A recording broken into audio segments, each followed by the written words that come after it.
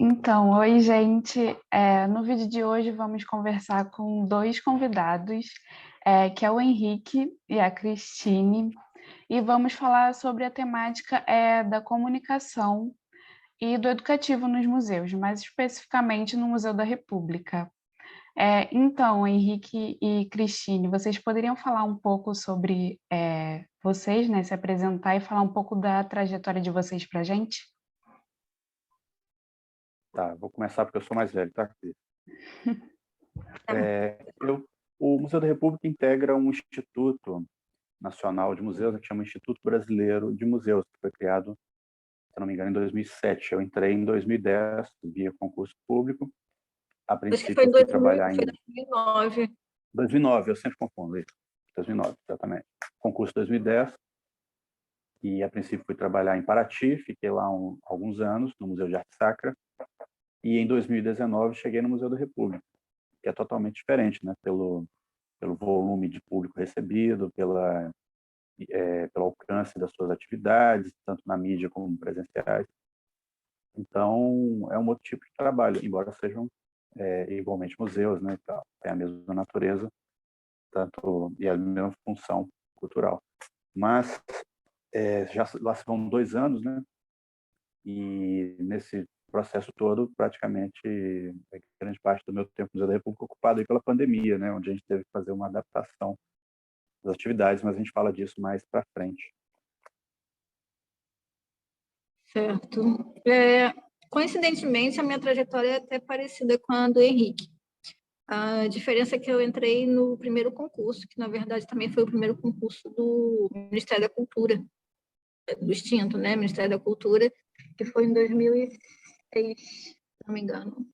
Aí era IPHAN ainda, não era IBRAM, então os museus ficavam junto com o Instituto Patrimônio Histórico e Artístico Nacional, né, o IPHAN.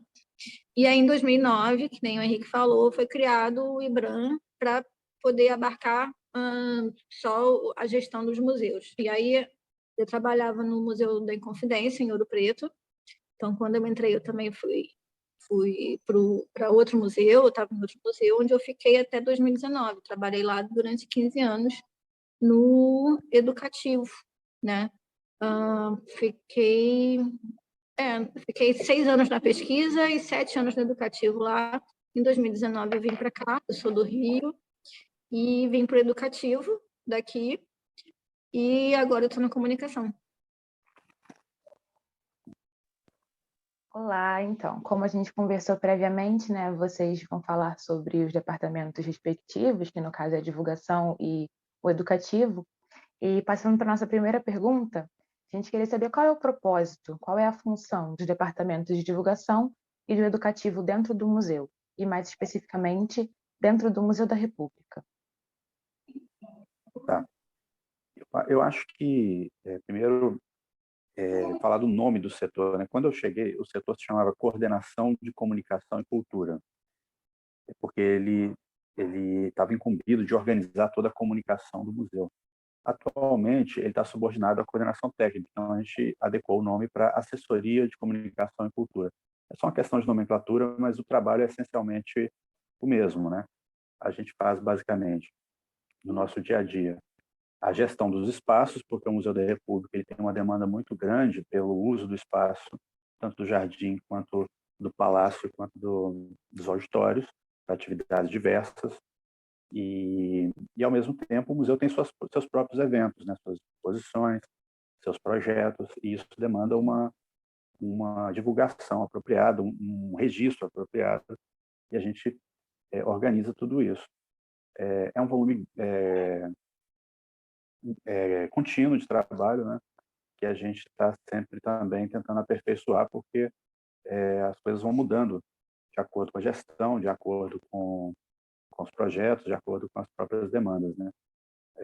Por exemplo, se alguém propõe uma filmagem do museu de um filme, é uma coisa totalmente fora do comum. A gente tem que adequar toda a nossa o nosso sistema interno lá, com os vigilantes, com os museólogos, para que isso tudo ocorra bem, né? Enfim, é uma gama complexa de atividades, mas as linhas gerais é basicamente gestão do espaço, divulgação e registro. E agora, com a chegada da crise, a gente vai ter também uma interface maior com as atividades educativas. Eu tava ouvindo o Henrique, também estava pensando, porque eu entendo o educativo como uma área irmã da comunicação, embora sejam setores diferentes, mas também já tem uma discussão muito antiga, em termos de nomenclatura, entrando um pouco nisso, de que o educativo tem que ser uma área dentro da comunicação. Alguns museus, inclusive, colocam o educativo numa subordinação, digamos assim, setorial, à comunicação. E eu falo isso porque é uma discussão, até onde começa o educativo, termina o educativo e tem a comunicação, né? Então, porque são áreas que estão em constante diálogo.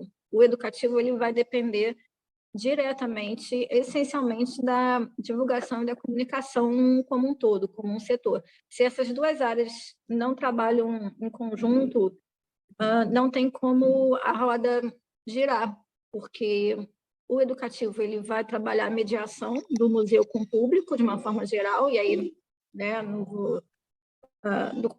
vou especificar que público, que vai depender de cada museu, de cada gestor e tudo mais, da própria linha de ação do educativo. Isso também vai depender do museu.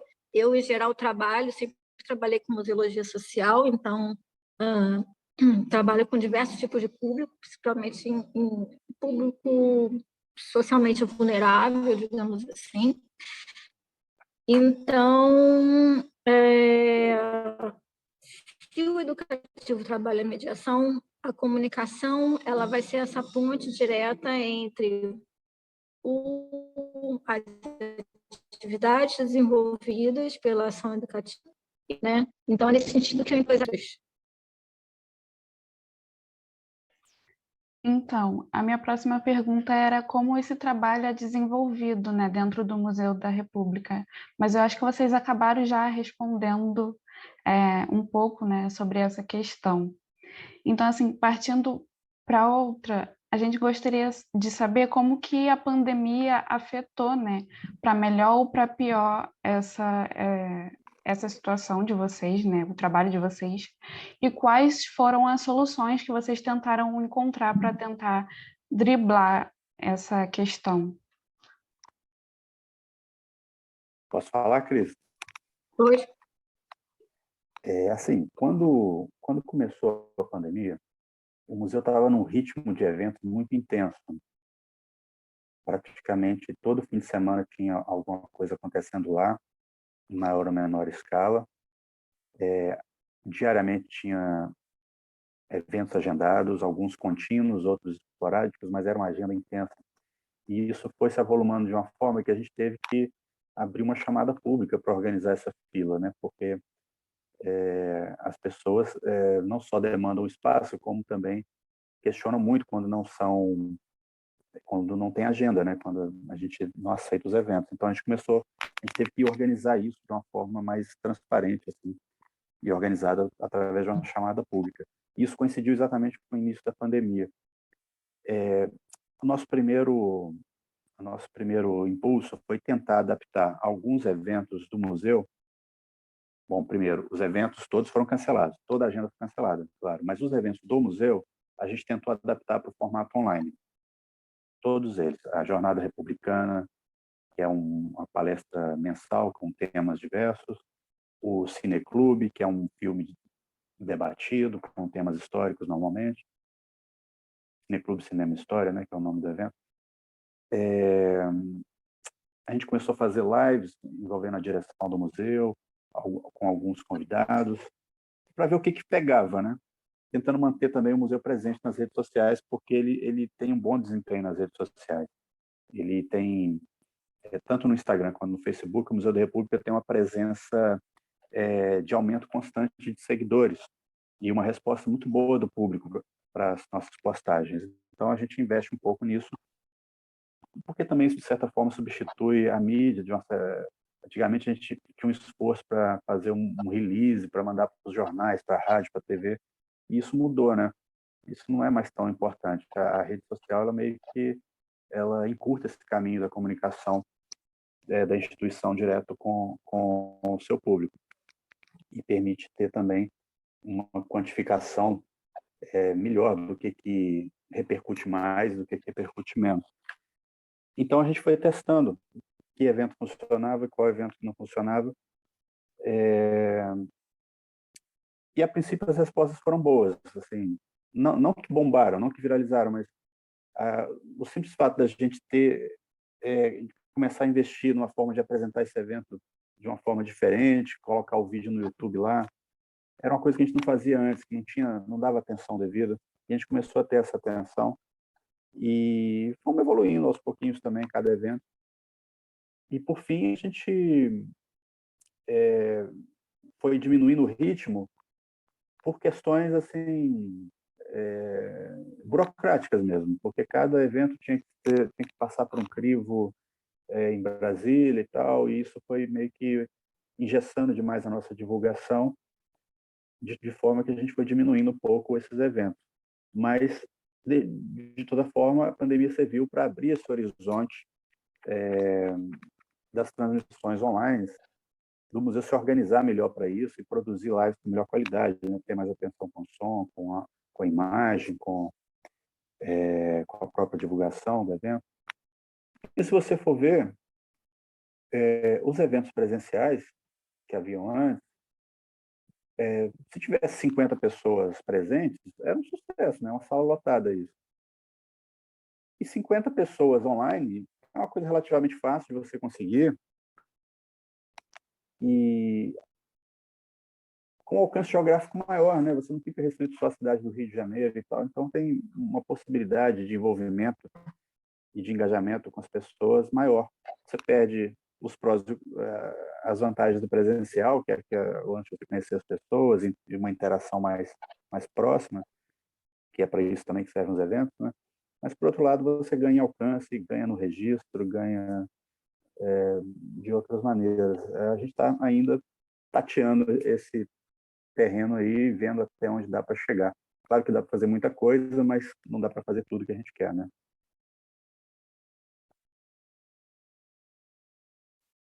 Começou a pandemia, eu estava no educativo. Na verdade, eu tinha chegado há pouquíssimo tempo no museu. Eu cheguei em novembro, a pandemia foi em março, e eu estava com uma atividade presencial já marcada para acontecer nos jardins do museu, então a gente teve que suspender tudo. Nesse sentido, no primeiro momento, que era aquele de susto, eu fiquei pensando em como fazer ações educativas que fizessem sentido no que a gente estava vivendo, sabe? Porque eu via muitos museus migrando para o online, mas aquilo não estava me satisfazendo. Porque como pensar a museologia, principalmente no âmbito da museologia social, e fazer algo que fizesse sentido quando as pessoas estavam morrendo, quando as pessoas estavam com medo.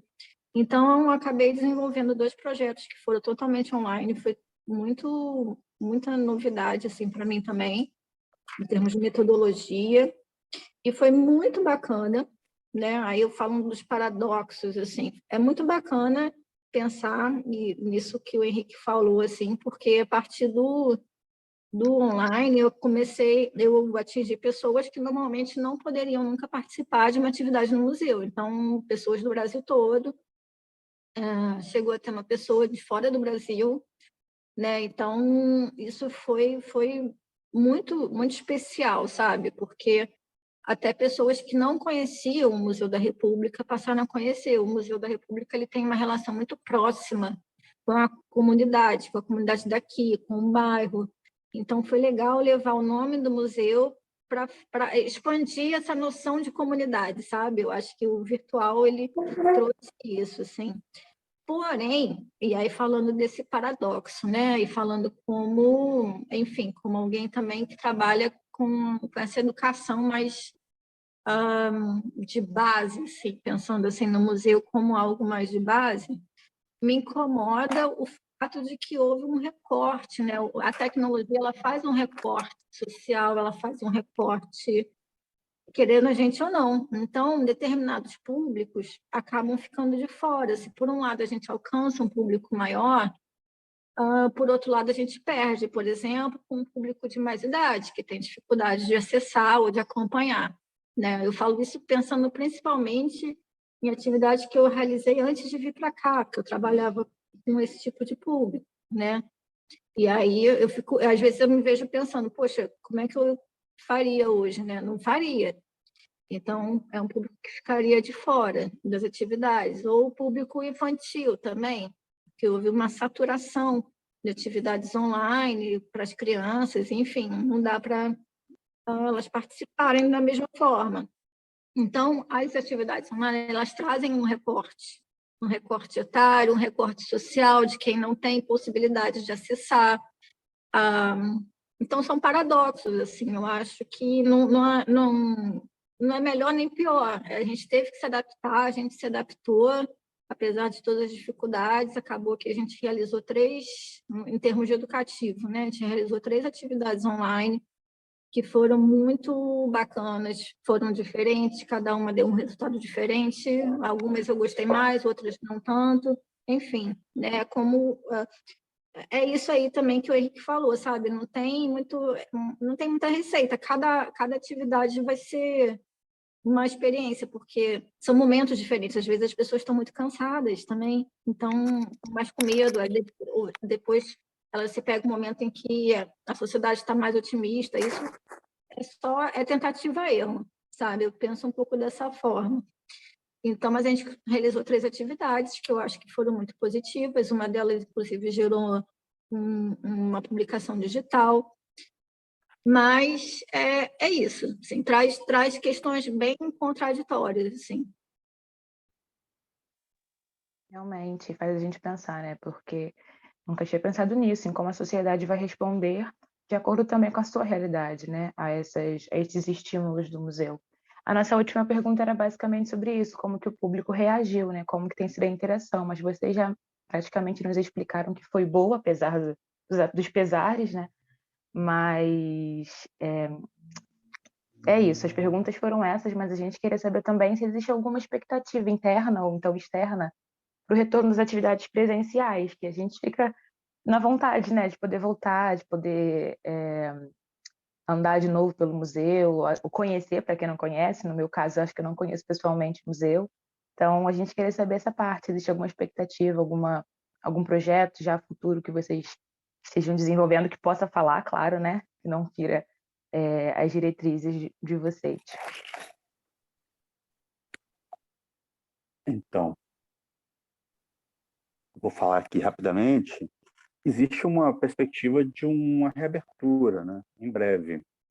O museu atualmente ele está aberto, né? Segundo a direção, ele está aberto e está mesmo.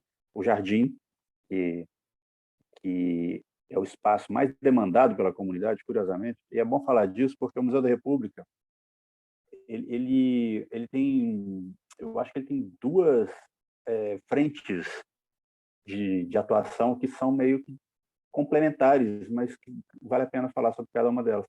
Uma é que ele é um museu histórico muito importante para o Brasil, porque ele foi a sede da Presidência da República durante 60 anos, né? De 1897 até 1960. Ele foi a sede da Presidência da República. Então, por si só, ele tem uma grande importância para o Brasil, uma importância nacional.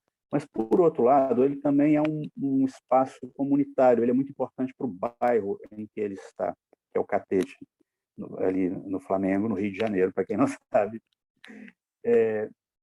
Porque, embora ele seja do lado do aterro do Flamengo, que é um parque imenso, com uma grande possibilidade de atividades recreativas, ele é um espaço fechado, né, cercado, gradeado, e ele é muito bem localizado, ele é perto do metrô, do lado da estação Catete, então ele é um espaço muito bom para mães com crianças muito pequenas, para pessoas com dificuldade de locomoção, pessoas idosas, cadeirantes, e ele é demandado por esse público. Ele é muito procurado por esse público porque ele é um espaço perfeito para esse público, assim, espaço público, né, não cobra nada para entrar, é seguro, é bonito E então, assim, de certa forma, o jardim ele é até mais demandado que o próprio Palácio do Catete, né? Com toda a importância que o Palácio do Catete tem, o jardim é mais demandado por essas questões. Então, durante o fechamento, a maior cobrança que a gente tinha era pelo retorno do jardim, pela abertura do jardim. Isso foi feito em maio desse ano.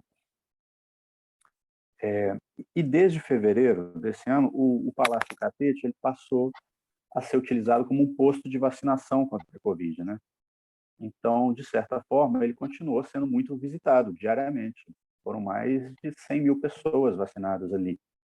E foram 100 mil pessoas que conheceram o Palácio, que viram a exposição que está lá, da Pamela Castro, uma artista contemporânea. O museu tem isso também, ele tem um interesse em mesclar a parte histórica, a exposição histórica, seu acervo histórico, com exposições de artistas contemporâneos. Ele tem essa proposta de ser um museu contemporâneo. E essas pessoas conheceram o museu. Então, ele esteve fechado, teve um acesso restrito, mas não esteve fechado. E à medida que o ciclo de vacinação vai chegando ao fim, e acho que isso deve acontecer agora em outubro, o palácio já fica disponível para ser reaberto ao público em geral, né? E a gente deve fazer isso no aniversário do museu, que é uma data simbólica e tal, e a gente está cuidando de uma programação que marque esse evento. Acho que já falei demais, já entreguei muitas surpresas aí que ainda eram segredos, viu, Cris? Não, a gente fica ansiosa, então. Pensando aqui em como complementar a fala do Henrique, mas acho Fala do que... clube. Fala do clube? Você ficou reclamando aí que falou demais, então vou falar. A gente está agora pensando nessa perspectiva do educativo, mas dentro do cultural, dentro da comunicação. Então, a gente começou a desenvolver uma atividade juntos que chama Clube de Leitura. É um clube de leitura como tem acontecido em alguns lugares, mas a gente optou por fazer um recorte. Então, vai ser um clube de leitura voltado para literatura feita por mulheres em língua portuguesa, até pela própria relação do Palácio, né? Quer dizer, como missão, né? de difundir valores republicanos, a cultura brasileira, mas também pensando numa característica do público do museu, que o Henrique, numa conversa com o Henrique, ele me trouxe essa informação e eu achei que era muito relevante, que é de pensar que, apesar do palácio ser um lugar de poder e de memória de homens brancos, de elite, né, o público hoje, e eu não sabia, foi ele que comentou isso, é majoritariamente formado por mulheres, 70% a 80%, né, Henrique, que você me falou? Exatamente 75%, tanto no Facebook 75%. Quanto no Instagram, são mulheres. E como também é uma área de interesse minha há algum tempo, que é trabalhar literatura e arte feita por mulheres, então acabou que a gente uniu uma coisa a outra e pensou nesse recorte. Agora, em termos de presencial, a princípio o clube vai funcionar online, né? Acho que porque ele vai estrear agora em novembro. Eu achei muito cedo ainda para a gente pensar em algo presencial, com segurança. Então, mas a perspectiva é da gente ir avaliando periodicamente para ver de que forma passa isso presencial, se vai presencial, se vai ficar no híbrido. É isso, assim, eu vejo, assim, como essa experiência de quase 2 anos com atividades online, aquilo que eu comentei, cada momento é único mesmo, porque... Por que eu falo isso? Porque em determinados momentos, algumas pessoas que participavam viviam um luto, tinham perdido pessoas, algumas pessoas viviam depressão pós-parto. Então, assim, eu tive que lidar com muitas emoções, as minhas e as dos outros, e via como isso se refletia na atividade, né? Como eu trabalhei muito com mulheres, então as mulheres ficavam sobrecarregadas, tinham que cuidar das crianças, estavam em casa, como é que você quer que ela participe de uma atividade, sabe? É preciso ter um diálogo e uma compreensão. Enfim, é uma outra dinâmica, mudou muita coisa. Diferente de quando alguém sai de casa, vai para uma atividade no museu, uma determinada hora, se dedica, se concentra naquilo, acabou, vai embora. É completamente diferente. No online, você entra na casa da pessoa e na sua casa. Então, é uma intimidade que é compartilhada, né? E essa rotina da mulher, ela fica muito exposta. Então, é nesse sentido de pensar essa passagem também do online para o presencial, essa transição de volta, é pensar a cada momento e avaliar se vai ser legal ou não. Eu não acho que seja só simplesmente passar. Eu acho que, como o espaço público daqui é muito importante, vai ser simbolicamente importante também essa retomada, essa reapropriação das pessoas de um espaço público. Nesse sentido, é algo muito, muito bacana. Por outro lado, tem toda essa readaptação emocional da pessoa com a cidade, né? E com outras pessoas. Estar em volta de outras pessoas, com outras pessoas e conversar. Enfim, tudo isso é um reaprendizado. Então, é isso, assim, o clube começa online, a princípio, e vamos avaliando. Então, foi basicamente, a nossa entrevista foi isso, né? Foi muito interessante debater essas ideias e coisas novas também, né? Até para o pessoal do primeiro período. E também é uma troca de ideia, né? Entre a gente. A gente está indo para o sexto período, desculpa, de museologia agora, mas a gente não tem prática, né? De fato, do que é trabalhar no museu. Então, sempre que a gente conversa com alguém que está nesse meio, trabalhando já, é uma troca muito rica, né? Enriquecedora para a gente, porque é uma coisa que a gente gosta, né? A gente está estudando para isso. E o que nos resta é agradecer, né? Por esse bate-papo, basicamente, né? Por essa troca. Muito obrigada pela atenção também, pela disponibilidade, pela paciência com a gente. E é isso. Tá A legal. gente agradece. Obrigada, Só pessoal. a última, só para me Claro, fica à despedir aqui, vontade. agradecer aí o contato de vocês duas e dizer também que o museu, ele precisa de sempre ter estagiários, né? Assim, os estudantes precisam do estágio, mas o museu também precisa dos estagiários, porque também é uma troca rica, a juventude, o olhar novo que chega, ele oxigena a instituição, eu acho. E no momento está tudo meio parado, mas eu espero que isso seja retomado assim com urgência. E o museu está sempre de portas abertas lá para vocês, quando vocês quiserem lá fazer um tour presencial, tá bom? Bom, Tá pode bom, muito deixar. obrigada, Henrique. Muito obrigada, Cristine. Obrigada, Thaís. Obrigada, Is. A gente Que os que trabalhos de agradece. vocês corram muito bem daqui para frente e a gente se vê pelo museu. Tá bom. Um beijo. Beijo. Beijo, tchau. Tchau, Henrique. Tchau, tchau.